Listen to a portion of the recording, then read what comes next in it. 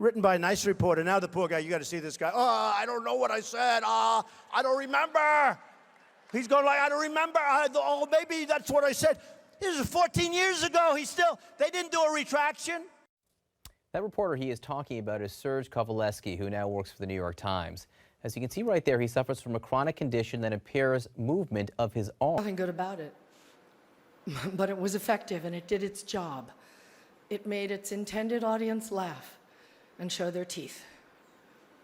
It was that moment when the person asking to sit in the most respected seat in our country imitated a disabled reporter, someone he outranked in privilege, power, and the capacity to fight back. It kind of broke my heart when I saw it, and I still can't get it out of my head because it wasn't in a movie. It was real life.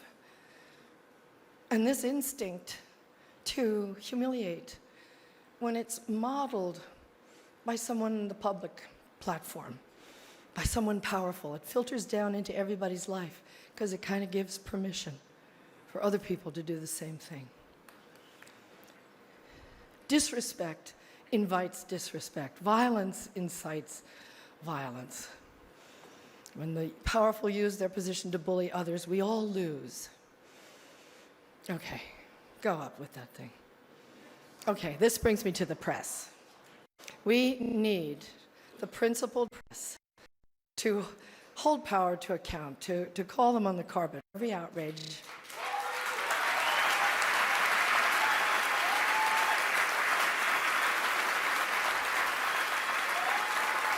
That's why our founders enshrined the press and its freedoms in our Constitution. So I only ask the famously well-heeled Hollywood foreign press and all of us in our community to join me in supporting the Committee to Protect Journalists, because we're going to need them going forward, and they'll need us to safeguard the truth. They'll need us to safeguard the truth. Since you're attacking us, can you give us a question? Go ahead. No, Mr. President-elect. Go ahead. President-elect, Go ahead. since you are attacking our news organization, can you give us a chance? Your organization is terrible. You are attacking our news organization. Your organization is terrible. Can you give us a chance to ask a question, sir? Go ahead. Sir, can you state, Mr. President-elect, go ahead. She's asking a question. Don't be rude. President-elect, can you give us a question? Don't be rude. You're attacking us. Can you give us a question? Don't be rude. No, I'm not going to give you a question. I'm not going to give you a question. Can you state categorically? You are fake news. Sir, go ahead. Can you state categorically that nobody... No, Mr. President-elect, that's not appropriate. Someone he outranked in privilege, power, and the capacity to fight back. And people that are that have some moral compass. You know, I've been hearing more and more about a thing called fake news, and they're talking about people that go and say all sorts of things. But I will tell you, some of the media outlets that I deal with are fake news, more so than anybody.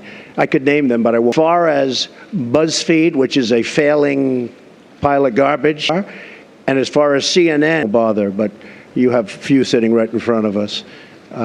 So they're very, very dishonest people. But I think it's just something we're going to have to live with. I guess the advantage I have, I hadn't heard Lindsey Graham was going to do that. Lindsey Graham. I've been competing with him for a long time, and he's going to crack that 1% barrier one day.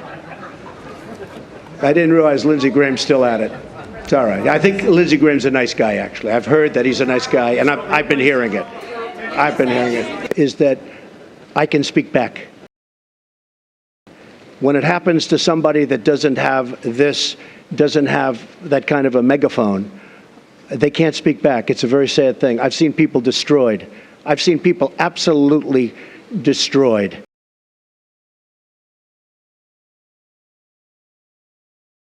I have never heard or seen such outrageous, vicious, distorted reporting in 27 years of public life. I'm not blaming anybody for that.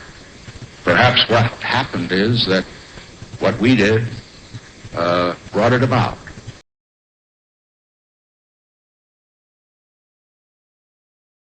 And therefore, the media decided that they would have to take that particular on. But when people are pounded night after night with that kind of frantic star reporting, it naturally shakes their confidence. And yet, don't get the impression that you arouse my anger. You see, I have that impression. You see, one can only be angry with those he respects. Mr. President, Mr. President.